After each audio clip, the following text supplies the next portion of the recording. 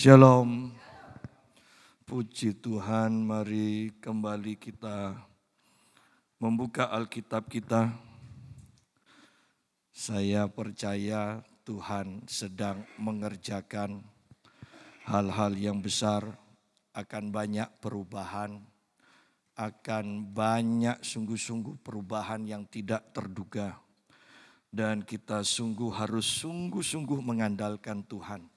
Kita semua akan dibawa dalam level di mana kita tidak bisa mengandalkan kekuatan sendiri. Sungguh kita akan kelihatan bodoh dan tidak berdaya. Tetapi siapa yang berseru pada nama Tuhan, Alkitab katakan, dia tidak akan dipermalukan pada saat itu. Imamat pasal yang ke-10.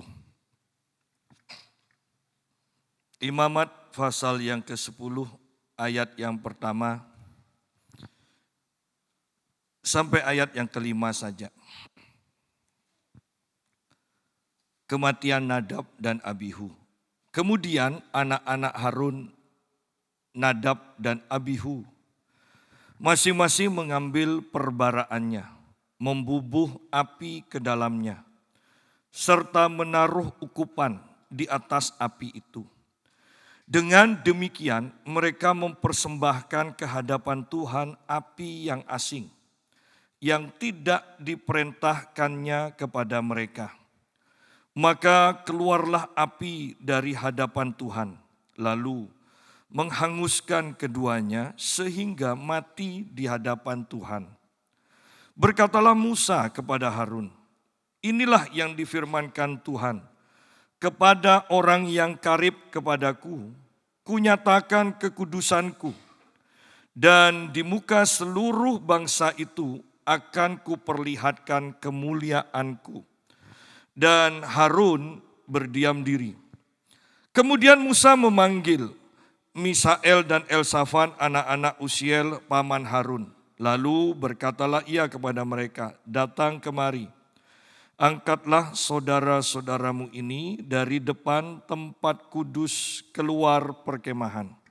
Mereka datang dan mengangkat mayat keduanya, masih berpakaian kemeja, keluar perkemahan seperti yang dikatakan Musa. Nah, di sini kita melihat Tuhan menyatakan kemuliaannya. Dan banyak orang sekarang, bahkan banyak pendeta tidak membahas hal ini. Kita lebih senang mendengar Allah yang maha kasih, yang mengasihi, yang ketika kita berbuat dosa Allah tidak marah. Ya. Tetapi sebenarnya Allah tidak berubah, bahwa dia tidak pernah kompromi kepada dosa. Dan kita sekarang berbicara tentang kemuliaan Tuhan, di mana setiap orang seharusnya, setiap orang yang percaya, sungguh pernah mengalami kemuliaan Tuhan, dan akibatnya orang itu akan takut akan Tuhan. Ya. Seorang pengkhotbah aliran Hyper Grace sampai dalam taraf begini.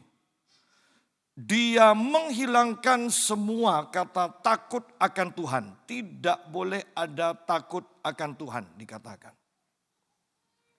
Padahal sebenarnya takut akan Tuhan itu artinya hormat akan Tuhan. Menghargai Tuhan, takjub akan Tuhan. Kita sampai dalam level dibawa dalam level kasih yang seakan-akan kemudian tanpa batas. Sehingga Anda melihat ketika perayaan menghadap raja di atas segala raja, kita melihat orang-orang sampai tidak berani memakai pakaian yang tidak pantas. Ada yang sobek-sobek lah, katanya ngetren. Tetapi Anda bayangkan bahwa perayaan seperti ini sebenarnya kita menghadap kepada raja di atas segala raja. Anda bisa bayangkan seseorang yang akan menghadap kepada presiden atau raja, dan itu adalah acara resmi untuk menghormati dia, maka kita akan berpakaian yang pantas. Tetapi coba lihat di gereja, bukan sekedar raja loh, raja di atas segala raja. Tetapi lihat sikap kita. Ketika kita akan menghadap kepada raja di atas segala raja. Pakaiannya tidak pantas, hatinya tidak dipersiapkan, datang terlambat. Ya kan?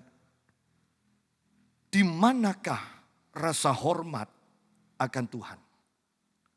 Di manakah rasa takut akan Tuhan? Di manakah ketakjuban kita akan Tuhan? Loh, ini harus dipikirkan. Fokus pada ayat 3 terlebih dahulu. Berkatalah Musa kepada Harun, inilah yang difirmankan Tuhan. Kepada orang yang karib kepadaku, kunyatakan kekudusanku. Dan di muka seluruh bangsa itu akan kuperlihatkan kemuliaanku. Akan kuperlihatkan kemuliaanku. Anda akan melihat di sini kata kemuliaan Tuhan dan karib atau keintiman. Nah, saya bawa terlebih dahulu kepada satu ayat yang sangat bagus, yaitu di dalam Mazmur 25 ayat yang ke-14. Mazmur 25 ayat yang ke-14. Tuhan bergaul karib dengan orang yang takut akan Dia. Dan perjanjiannya diberitahukannya kepada mereka. Ya. Bahwa tanpa takut akan Tuhan, seseorang tidak akan pernah bisa menjalin keintiman dengan Tuhan. Mungkin Anda akan katakan bahwa Pak Yusa, untuk menjalin keintiman itu kan kasih. Bukan takut akan Tuhan, bukan hormat. Ya. Tetapi tidak seperti itu kenyataannya. Bahwa rasa hormat kita akan Tuhan akan membawa kita untuk datang kepada Dia dengan hati yang tulus, hati yang mencintai Dia, dan pada akhirnya keintiman akan terjadi. Ketika keintiman itu terjadi, Tuhan akan memberitahukan rahasianya kepada kita. Tidak semua orang, bahkan tidak semua hamba Tuhan itu diberitahu rahasia-rahasia Tuhan. Hanya orang yang intim, saya tidak akan bosan mengatakan, tidak ada keintiman tanpa banyak waktu diinvestasikan. Seseorang yang mau menjalin keintiman harus menyediakan banyak waktu untuk bersekutu dengan pribadi itu. Dan kemudian kita mendapatkan pengajaran lagi. Alah, ada apa doa panjang-panjang, kita bukan pendeta. Ada apa doa panjang-panjang, toh sebelum kita bicara Tuhan sudah ngerti. Ya. Tetapi kita bukan soal mengerti atau tidak. Bukan soal permintaan kita diberikan atau tidak. Kita sedang berbicara tentang menjalin hubungan intim dengan Tuhan. Berusaha untuk mengenal Tuhan lebih lagi. Sehingga kita mampu menyenangkan hatinya. Tuhan bergaul karib dengan orang yang takut akan Dia. Hormat akan Dia. Ayo jujur koreksi hati kita. Apakah kita hormat kepada Tuhan? Apakah kita takjub kepada Tuhan? Jangan-jangan kita sudah lama, mungkin bisa saya katakan, sudah lama tidak pernah takjub kepada Tuhan. Jangan-jangan ketika kita menghadap kepada Tuhan, kita sudah tidak mempersiapkan persiapan khusus.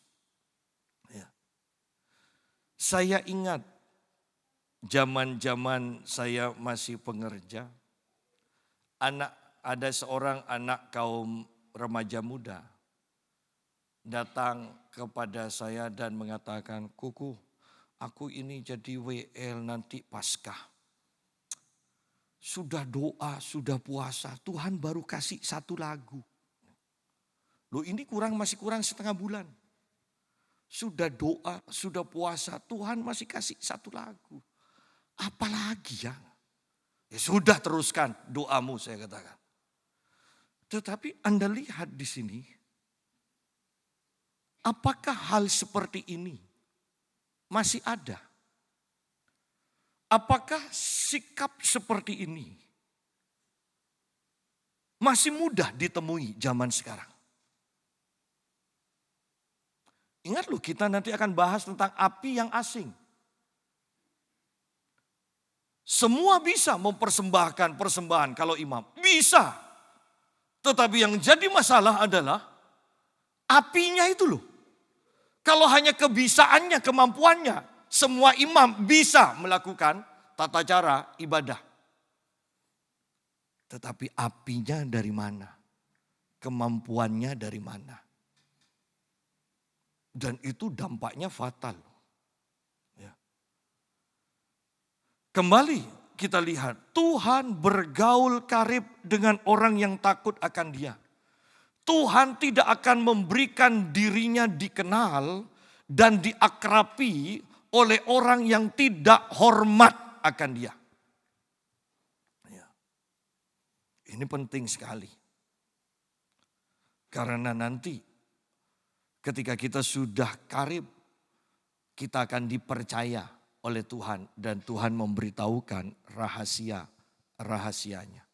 Di akhir zaman kita harus sungguh-sungguh mengetahui rahasia Tuhan.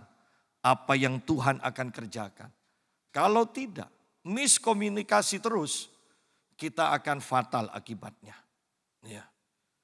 Sungguh kita harus berhati-hati di akhir zaman ini. Kemuliaan Tuhan akan dinyatakan. Nah, kembali kepada pembahasan kita kitab Imamat. Kitab Imamat pasal yang ke-10 tadi.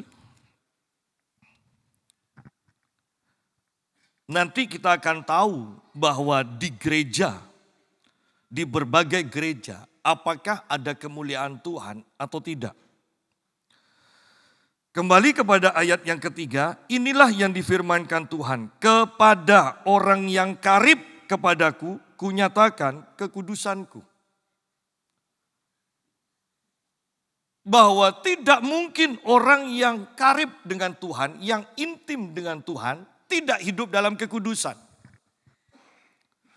Oleh karena itu saya sering katakan bahwa semakin orang dekat dengan Tuhan, selalu menikmati hadirat Tuhan, kemuliaan, maka orang itu akan semakin rendah hati, akan semakin sederhana.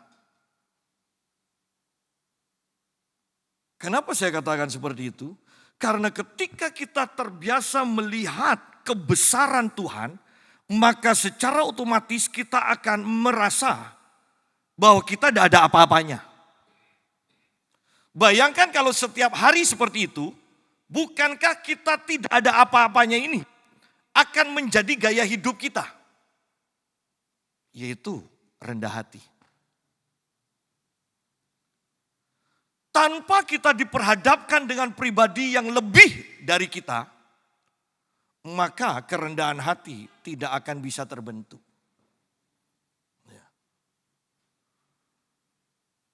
Ketika kita melihat kemuliaan Tuhan, maka kita tidak akan menginginkan apa-apa lagi selain Tuhan. Jadi lihat, kalau kita masih terlalu banyak keinginan kita, bahkan hamba-hamba Tuhan kalau masih terlalu banyak keinginannya, artinya dia tidak pernah melihat kemuliaan Tuhan yang seharusnya diinginkan oleh siapapun juga yang pernah melihatnya. Bayangkan Paulus meninggalkan segalanya dan perbandingannya. Bukan hanya sekedar meninggalkan segalanya demi untuk mendapatkan kemuliaan Tuhan. Tetapi dia sampai dalam level menganggap semua yang berharga itu sampah. Ya. Artinya itu tidak akan diinginkan lagi. Siapa yang menginginkan sampah? Ya. Kalau barang kita simpan, tidaklah bosan. Suatu saat mungkin, ingat Alkitab katakan, semuanya akan kembali. Ya kan? Mungkin kita akan ambil lagi. Ya. Celana dulu dari, kalau semakin lebar bawahnya, semakin bangga kan. Kemudian tambah lama tambah kecil, ngepres. Kemudian kembali lagi, loh kalau yang lebar ini disimpan kemudian zamannya kembali kepada yang itu, kan diambil lagi. Tetapi kalau itu sudah menjadi sampah, siapa yang akan mengais? Kan tidak mungkin.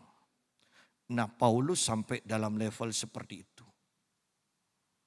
Sidang jemaat, pertanyaannya, berapa banyak dari kita pernah mengalami perjumpaan dengan kemuliaan Tuhan yang seperti itu? Dan bahkan seharusnya sering mengalami perjumpaan dengan kemuliaan Tuhan yang seperti itu.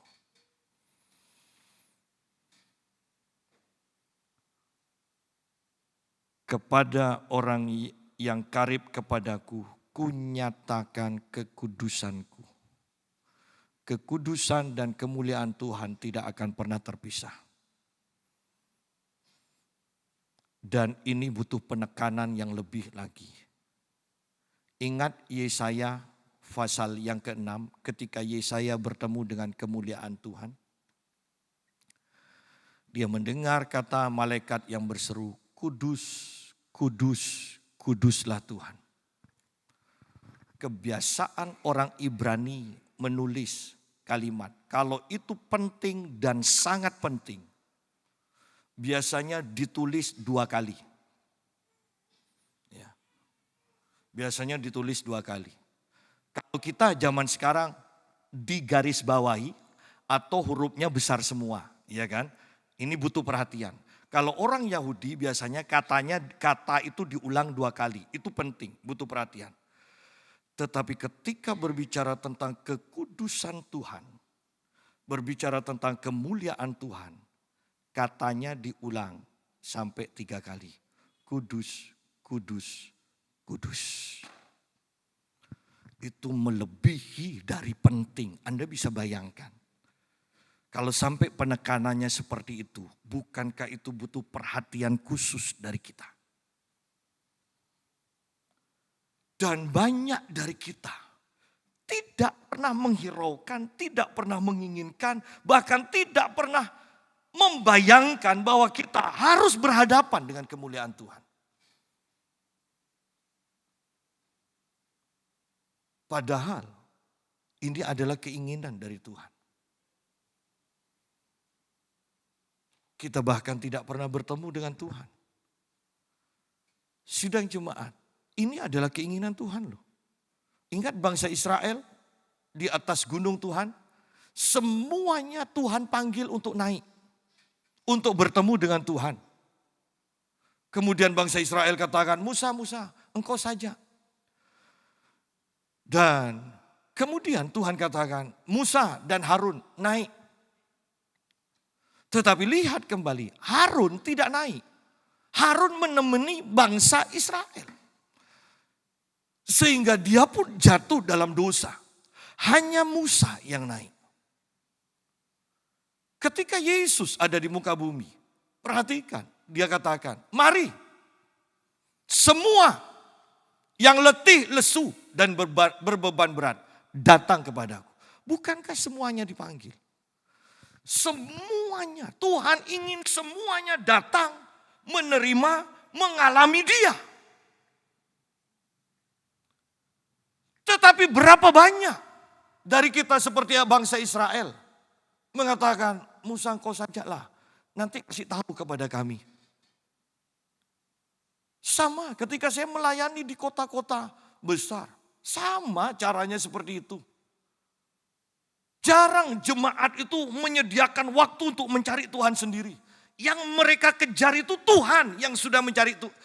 Yang mereka kejar itu adalah hamba Tuhan yang sudah mencari Tuhan.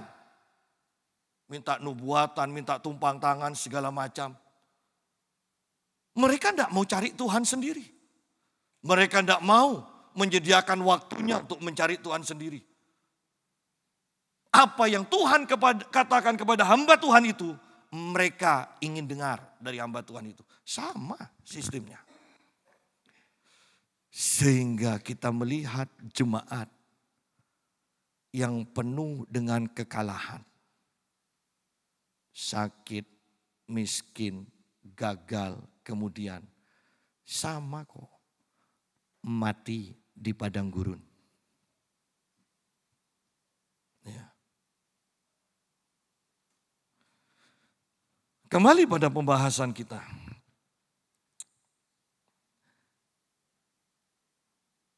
Ayat yang pertama di sini dikatakan, kemudian anak-anak Harun, Nadab dan Abihu, masing-masing mengambil perbaraannya, membubuh api ke dalamnya, serta menaruh ukupan di atas api itu. Dengan demikian mereka mempersembahkan ke hadapan Tuhan api yang asing. Ya. Yang tidak diperintahkannya kepada mereka. Padahal ayat di atasnya mereka tahu cara kerja Tuhan. Ayat di atasnya ya, pasal yang ke-9 kita lihat di sini. Ayat 23. Masuklah Musa dan Harun ke dalam kemah pertemuan. Setelah keluar mereka memberkati bangsa itu, lalu tampaklah kemuliaan Tuhan kepada segenap bangsa itu. Dan keluarlah api dari hadapan Tuhan, lalu menghanguskan korban bakaran dan segala lemah di atas mezbah. Tatkala seluruh bangsa itu melihatnya, bersorak-sorailah mereka lalu sujud menyembah. Lihat, mezbahnya sudah tersedia, korbannya sudah tersedia. Apinya itu dari Tuhan. Sama, kita itu seharusnya menanti-nantikan di hadapan Tuhan. Mempersembahkan hidup Tuhan, Tuhan jamah, Tuhan pakai, Tuhan penuhi, Tuhan selidiki. Sampai kemuliaan Tuhan. Lebih gampang lagi, sampai pengurapan Tuhan turun atas kita, baru kita melayani. Pertanyaannya, masihkah ada dan apakah semuanya masih seperti itu cara kerjanya?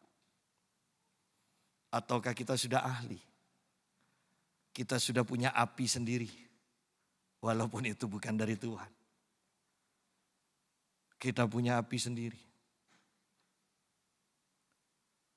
Berandai-andai. Seandainya semua gereja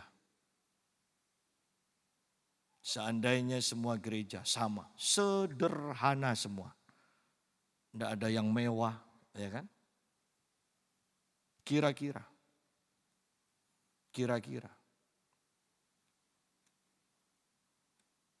Apakah semuanya bisa mengenal Tuhan dengan benar? Dibandingkan dengan adanya gereja yang super besar, di lain tempat gereja yang super kecil, yang bahkan miskin.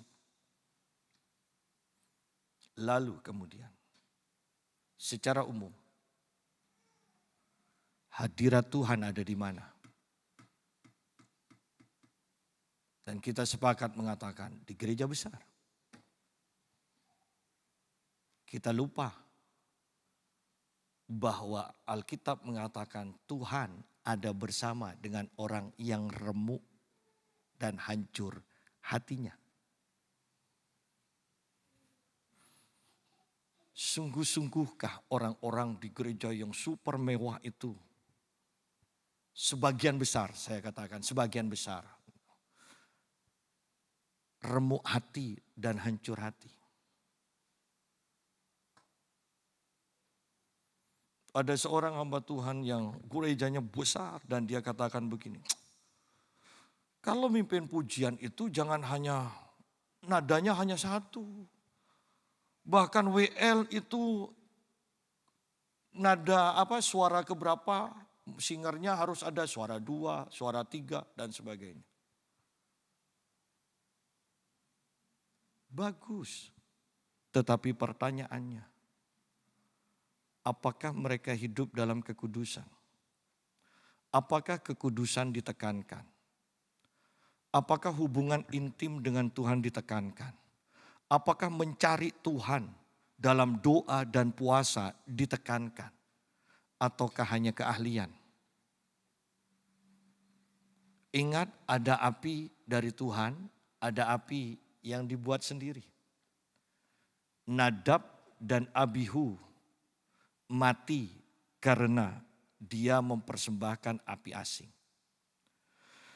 Tetapi yang harus kita perhatikan sesungguhnya adalah ini.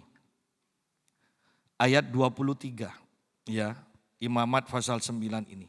Masuklah Musa dan Harun ke dalam kemah pertemuan. Setelah keluar, mereka memberkati bangsa itu, lalu tampaklah kemuliaan Tuhan kepada segenap bangsa itu. Tampaklah kemuliaan Tuhan. Jadi pada waktu Nadab dan Abihu ini disambar oleh api Tuhan, itu karena pada waktu itu kemuliaan Tuhan penuh ada di kemah suci. Penuh ada di kemah suci. Bahkan dikatakan kalau siang seperti tiang awan, ya, kalau malam seperti tiang api. Itu penuh. Ya. Nah, dalam kemuliaan yang penuh itu, mereka melakukan tindakan salah. Mereka tidak menghormati Tuhan, mereka tidak menghormati cara kerja Tuhan. Dan akibatnya mereka mati. Nah, hal seperti ini jarang sekarang diajarkan di gereja. Tetapi ini adalah kebenaran. Nah, coba kita bandingkan. Nanti kita kembali lagi. Bandingkan dengan kitab 1 Samuel.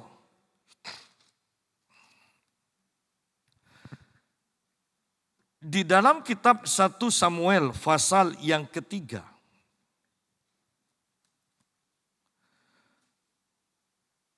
Ayat yang pertama mulai, di sini dikatakan ayat pertama dan kedua saja. Samuel yang muda itu menjadi pelayan Tuhan di bawah pengawasan Eli, Imam Eli. Pada masa itu firman Tuhan jarang. Penglihatan pun tidak sering. Pada suatu hari Eli yang matanya mulai kabur dan tidak dapat melihat dengan baik, sedang berbaring di tempat tidurnya. Lihat, zaman Samuel masih muda, masih kecil, dia ada di bawah pengawasan Imam Eli. Dan perhatikan, Anda fokus kepada kalimat ini. Pada masa itu firman Tuhan jarang, penglihatan pun tidak sering. Ya. Artinya kemuliaan Tuhan itu tidak kuat pada waktu itu. Ya. Dan dalam keadaan seperti itu, kalau Anda baca di dalam 1 Samuel pasal yang kedua, mulai ayat yang ke-11, Anda akan baca perikopnya judulnya kejahatan anak-anak Imam Eli. Mereka jahat. Jadi korban-korban persembahan itu dipilih terlebih dahulu, diambil, dimakan sama mereka. Ya. Para wanita yang melayani bait suci di depan, ya, di halaman bait suci, itu digauli, disetubuhi. Loh, ini di bait suci loh, di bait suci. Tetapi pada akhirnya kita melihat, kok sepertinya tidak terjadi apa-apa. Padahal ini kan fatal. Persembahan-persembahan diambil terlebih dahulu, dirampas, tengkar sama orang yang bawa persembahan. Karena orang yang bawa persembahan tidak terima, persembahannya direbut terlebih dahulu kan, sebelum dipersembahkan. Toh tidak terjadi apa-apa. Mereka cari wanita-wanita yang melayani Tuhan, disetubuhi. Tidak terjadi apa-apa. Kenapa? Karena kemuliaan Tuhan itu tidak kuat pada waktu itu.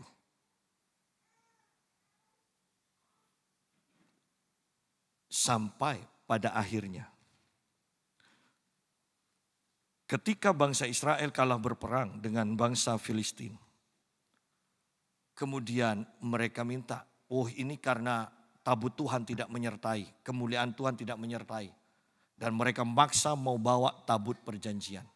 Ya. Dan dalam peperangan itu tetap juga bangsa Israel kalah. Karena bukan dari bendanya kemuliaan Tuhan. Ya. Mereka sudah bawa. Tetapi perhatikan 1 Samuel 4 ayat yang ke-11. Ketika bangsa Israel kalah, tabut perjanjian itu dirampas. Lagi pula tabut Allah dirampas dan kedua anak Eli, Hofni dan Pinehas tewas. Anda bisa bayangkan kejadian tabut perjanjian ini kan harus ada yang mikul. Dan yang mikul adalah imam. Tentunya anak Imam Eli, Hofni Pinehas yang mengangkut tabut ini. Hidup mereka tidak kudus. Mereka mengangkut tabut itu yang melambangkan kemuliaan Tuhan. Dan mereka mati di hadapan tabut itu.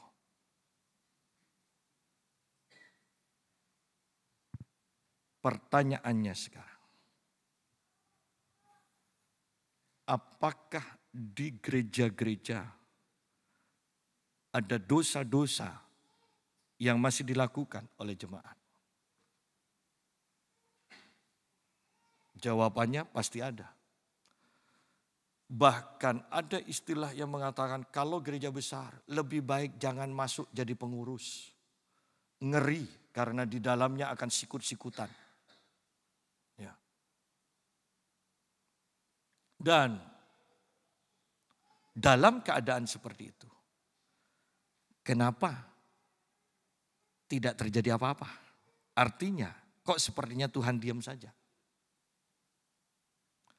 Apakah kita bisa ambil kesimpulan bahwa kemuliaan Tuhan tidak dinyatakan dengan kuat di gereja yang seperti itu? Atau bahkan tidak ada kemuliaan Tuhan? Kalau ada kemuliaan Tuhan, pasti orang-orang yang tidak hormat pada Tuhan, yang tetap hidup dalam dosa walaupun sudah menerima kasih karunia Tuhan, pasti akan mati dalam kemuliaan Tuhan itu.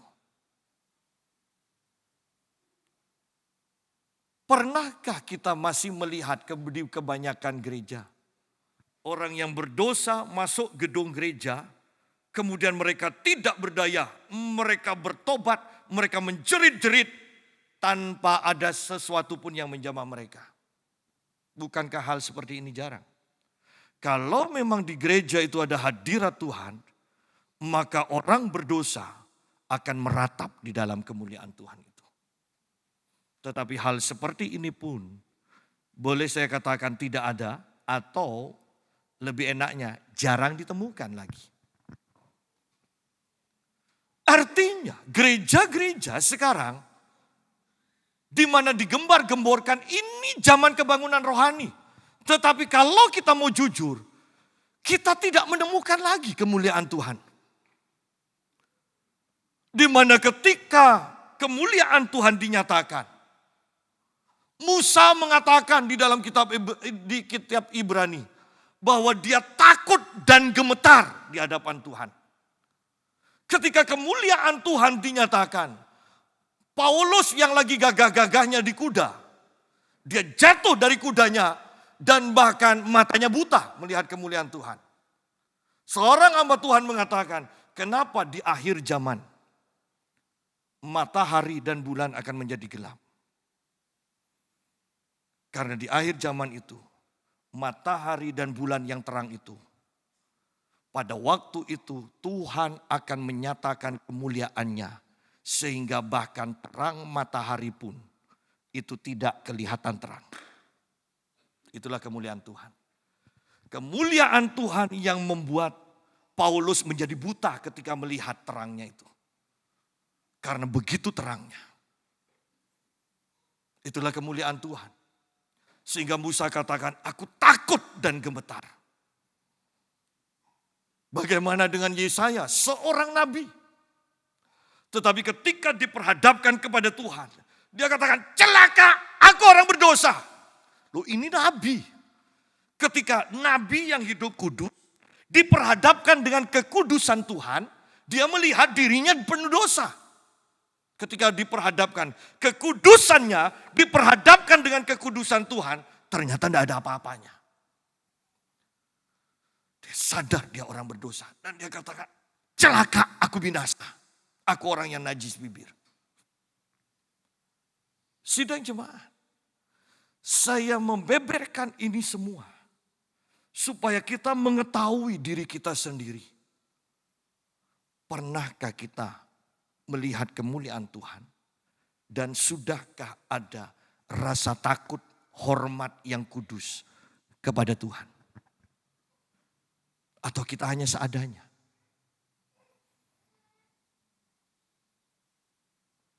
Pak, tapi kita kan tidak apa-apa ini Pak, walaupun berbuat dosa. Karena kemuliaan Tuhan tidak menyertai kita. Sidang jemaat. Kita lihat sekarang. Di dalam kitab Kisah Para Rasul.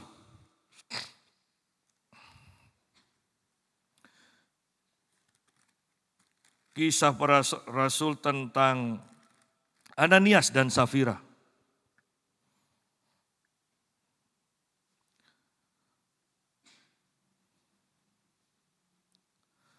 Bahwa sebelum kita membaca Ananias Safira, kita lihat keadaan pada waktu itu. Yaitu Pentakosta terjadi, kemuliaan Tuhan dinyatakan luar biasa. Sehingga di dalam pasal yang keempat, ayat yang ke-33, dikatakan begini. Ini berbicara tentang cara hidup jemaat mula-mula. Dan dengan kuasa yang besar, rasul-rasul memberi kesaksian tentang kebangkitan Tuhan Yesus. Dan mereka semua hidup dalam kasih karunia yang berlimpah-limpah. Lihat pasal 5 ayat 12. Dan oleh rasul-rasul diadakan banyak tanda dan mujizat di antara orang banyak. Ayat 13, orang-orang lain tidak ada yang berani menggabungkan diri kepada mereka, namun mereka sangat dihormati orang banyak. Dan makin lama makin bertambah jumlah orang yang percaya kepada Tuhan, baik laki-laki maupun perempuan. Bahkan mereka membawa orang-orang sakit keluar ke jalan raya dan membaringkannya di atas balai-balai dan tilam, supaya apabila Petrus lewat, setidak-tidaknya bayangannya mengenai salah seorang dari mereka, dan juga orang banyak dari kota-kota di sekitar Yerusalem datang berduyun-duyun, serta membawa orang-orang yang sakit dan orang-orang yang diganggu roh jahat, dan mereka semua disembuhkan. Ini sama aja dengan gambarannya begini. Pengurapan Tuhan, kemuliaan Tuhan yang menyertai Rasul Petrus itu sama dengan kalau Rasul Petrus disuruh jalan di rumah sakit, maka semua orang sakit akan sembuh dan keluar dari rumah sakit. Itu kemuliaan Tuhan. Itu sudah bukan bicara pengurapan yang ada pada seseorang. Itu berbicara tentang Tuhan yang menyatakan kemuliaannya. Bahwa satu kali berkhotbah 5 menit kemungkinan bahkan tidak sampai 3.000 orang bertobat. Itu hanya Tuhan saja, kemuliaan Tuhan. Dan dalam atmosfer yang seperti itu ada Ananias dan Safira yang menginginkan kedudukan, yang ingin dipuja. Tetapi yang jadi masalah adalah mereka mendustai Allah. Artinya sederhananya, mereka tidak takut akan Tuhan, mereka tidak hormat akan Tuhan. Ayat yang pertama dari pasal yang kelima, kita baca dengan cepat, saya tidak akan bahas terlalu dalam, tetapi ini loh kemuliaan Tuhan ketika lagi kenceng-kencengnya zaman Pentakosta, ada orang yang mendustai Tuhan, ini yang terjadi. Ada seorang lain yang bernama Ananias, ia beserta istrinya Safira menjual sebidang tanah. Dengan setahu istrinya, ia menahan sebagian dari hasil penjualan itu dan sebagian lain dibawa dan diletakkannya di depan kaki rasul-rasul. Tetapi Petrus berkata, Ananias, mengapa hatimu dikuasai iblis? Sehingga engkau mendustai Roh Kudus dan menahan sebagian dari hasil penjualan tanah itu. Selama tanah itu tidak dijual, bukankah itu tetap kepunyaanmu? Dan setelah dijual, bukankah hasilnya itu tetap dalam kuasamu? Mengapa engkau merencanakan perbuatan itu dalam hatimu? Engkau bukan mendustai manusia, tetapi mendustai Allah. Ketika mendengar perkataan itu, rebahlah Ananias dan putuslah nyawanya. Maka sangat ketakutan semua orang yang mendengar itu. Nah, kenapa Ananias sampai melakukan hal seperti ini? Dia ingin dipuja, dia ingin dipuji. Dia mempersembahkan separuh dari hartanya dan mengatakan itu semuanya. Karena dia tidak mau kalah dengan, ini di ayat di atasnya. Pasal 4, coba lihat. Ayat 36. Demikian pula dengan Yusuf yang oleh rasul-rasul disebut Barnabas. Artinya anak penghiburan, seorang Lewi dari Siprus. Ia menjual ladang miliknya lalu membawa uangnya itu dan meletakkannya di depan kaki rasul-rasul. Sidang jemaat, orang-orang pada zaman itu yang tinggal di Siprus. Siprus adalah sebuah kota yang makmur, di mana banyak batu permata dan mereka adalah orang-orang yang kaya.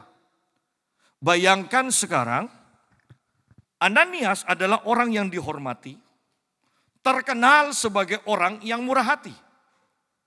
Ya, dia biasa dihormati, terkenal sebagai orang yang murah hati.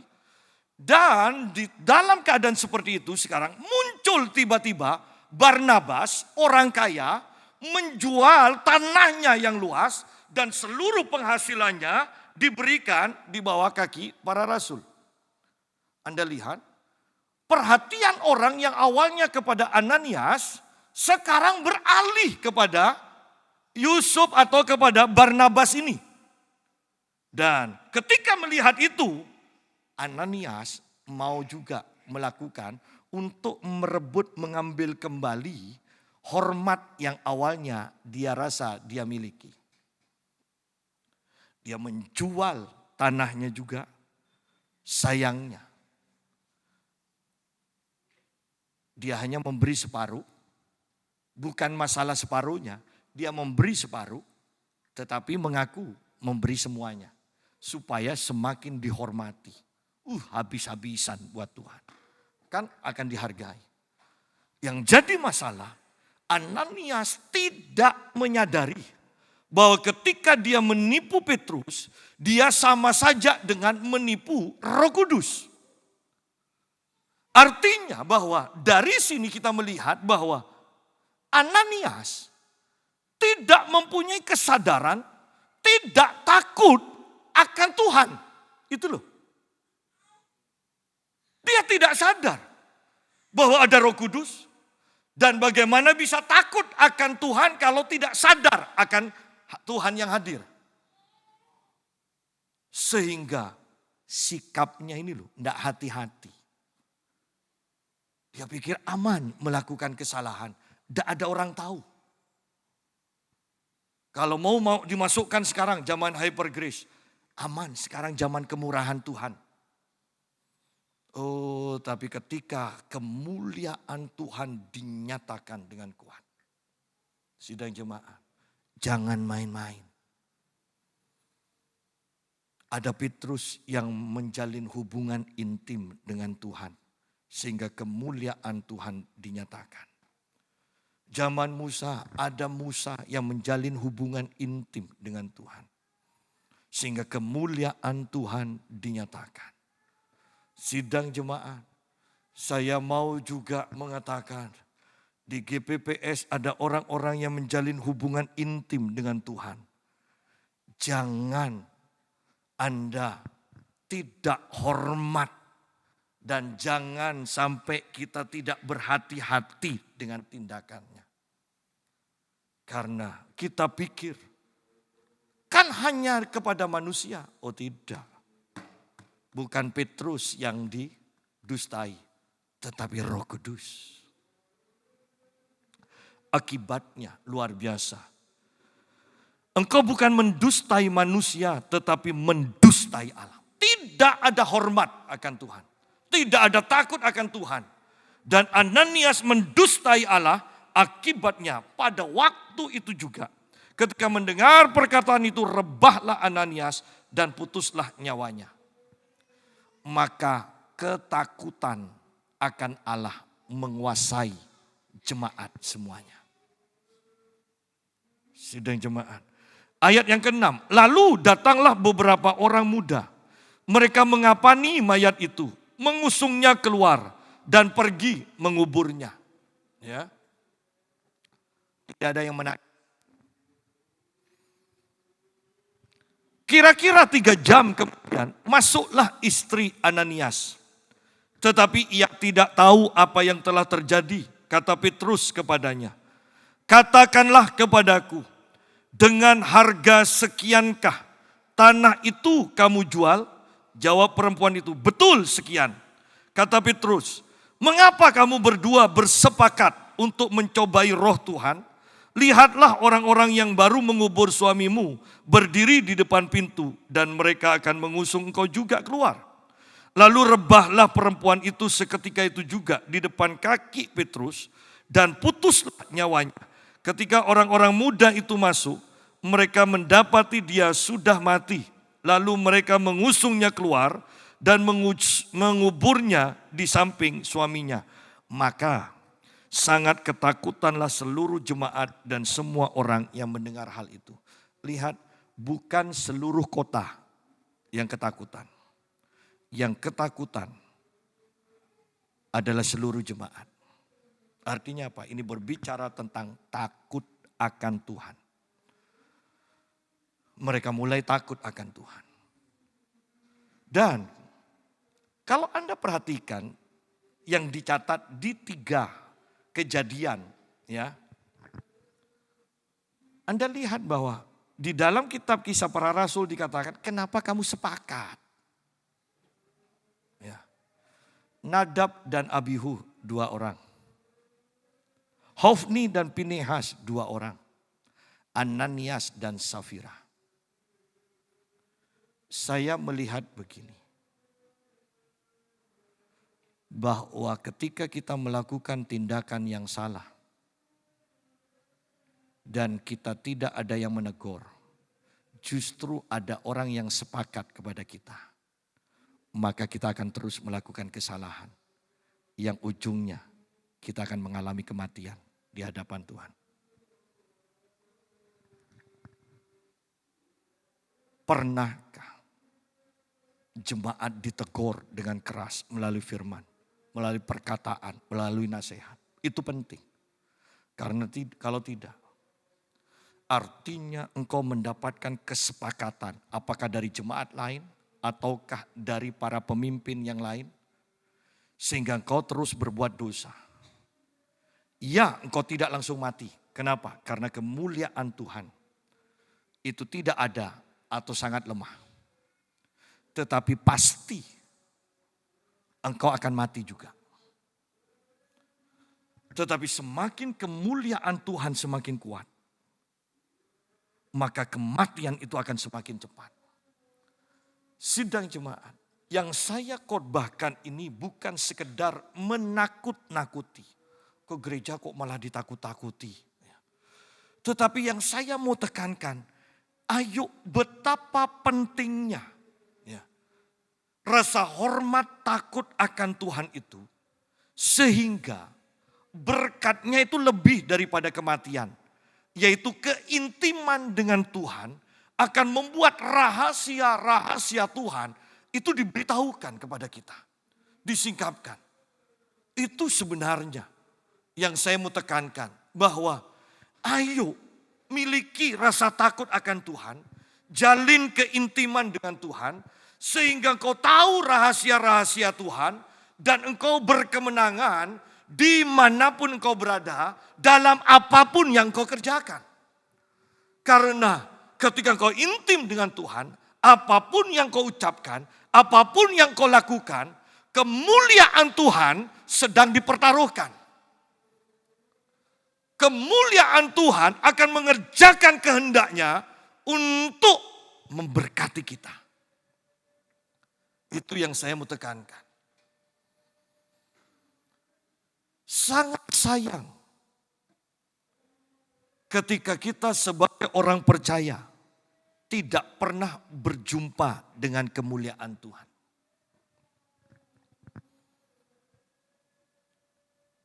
Kemuliaan yang begitu berharganya, yang sampai-sampai para rasul berani meninggalkan segala-galanya. Kemuliaan yang begitu berharganya, sampai-sampai Rasul Paulus menganggap yang paling berharga dalam hidupnya itu sama dengan sampah. Kemuliaan yang diumpamakan oleh Yesus,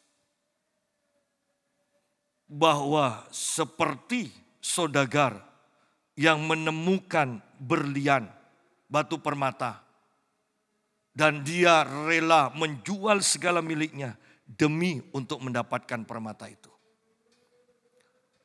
Apakah Tuhan dan kemuliaannya itu seberharga permata itu bagi kita?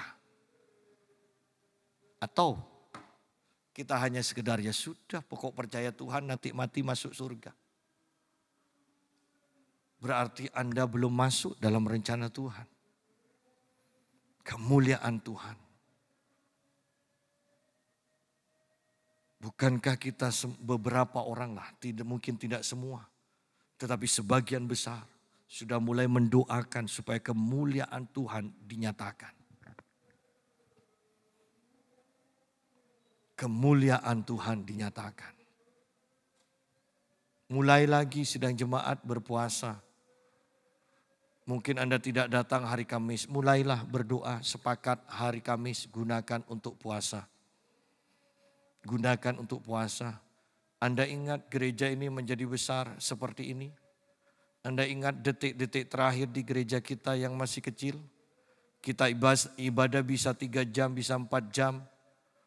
Ya, kita ingat bahwa bahkan ketika permulaan saja ibadah, mari kita mulai dan orang-orang mulai menangis dan tidak ada pujian 1 jam lebih. Dan akibatnya dari gereja kecil yang dilawat Tuhan seperti itu, kita mendapatkan gereja yang diperbesar seperti ini, yang ketika tanah itu mau dibeli, dan si pemilik jemaat kita mengatakan, buat gereja saya berikan gratis. Itu berbicara tentang hasil dari manifestasi kemuliaan Tuhan. Di Pamekasan.